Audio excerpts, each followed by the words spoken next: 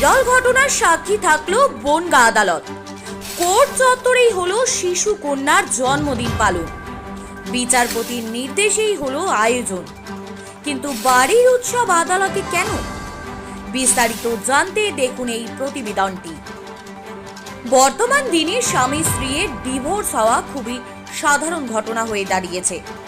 নানা কারণে সম্পর্ক ভঙ্গের সিদ্ধান্ত নিতে হয় অনেক দম্পতিকেই।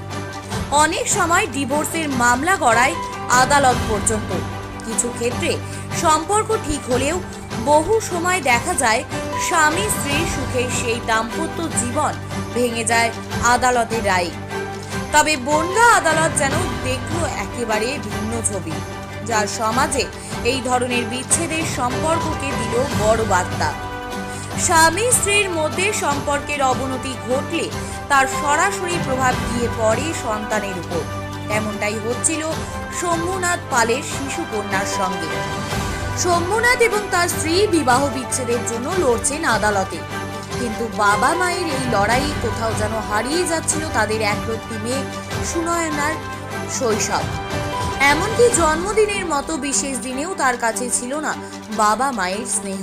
আর তাই তার বাবা এদিন বনগাঁ আদালতে একটি পিটিশন ফাইল করেন, যেখানে তিনি আদালতের কাছে মেয়ের জন্মদিন পালনের জন্য আবেদন করেন।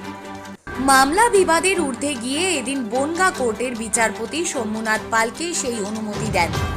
আর আদালতের অনুমতিতে আদালত চত্বরে হলো বিবাহ বিচ্ছেদের মামলা চলা স্বামী স্ত্রীর 4 বছরের কন্যা সন্তান সুনয়না পালের জন্মদিন। এদিন মেয়েকে পেয়ে খুশি বাবা। মেয়েটা ডিপ্রাইভ হচ্ছে বলেই কিন্তু স্যার আমি কোর্টে শরণাপন্ন হয়েছি এবং মাননীয় জজ সাহেব, অনারেবল জজ সাহেব আমার এতে অর্ডার দিয়েছেন যে আমি যাতে মেয়ের বার্থডেটা পালন করতে পারি। আমি কিন্তু আজকে 2 বছর মেয়ের বার্থডে পালন করতে পারিনি। অনুমতি আমি যেন স্বর্গ হাতে পেয়েছি। আমি মেয়েকে আজকে 7 মাস পরে আবার দেখলাম স্যার। তো বাবা হয়ে যে কষ্টটা আমি পাচ্ছি সেটা স্যার বলে ফিলিংস দেওয়া যাবে না। আমি কোন জায়গাটা আছি স্যার। আর কলকাতা নয়, টাইটান আই প্লাস এখন বনগাঁ শহরে। শম্ভুনাথ পালের যে 4 বছরের বাচ্চা, তার আজকে জন্মদিন। তো আমরা সেই জন্মদিনটা সেলিব্রেট করতে চাই। সেই জন্য আমরা আদালতে একটা দরখাস্ত দাখিল করেছিলাম এবং আদালত আমাদের সেই দরখাস্ত মঞ্জুর করেছেন। আমাদের দরখাস্ত দাখিল করার উদ্দেশ্যটা এটাই ছিল, বাবা মায়ের সম্পর্কের টানাপোড়েনের মধ্যে বাচ্চা মেয়েটির শৈশবের বিকাশে যাতে কোনো রকম ব্যাঘাত না ঘটে।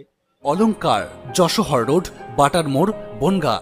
এই ঘটনা যেন মানবিকতার এক নিদর্শন হয়ে রইল। হয়তো বাবা মায়ের বিবাহ বিচ্ছেদের মাঝে এই বিশেষ কিছু দিন সন্তানদের শৈশবকে বাঁচিয়ে রাখে। তাই তো বলা যায় মানবিকতা এখনো হারিয়ে যায়নি।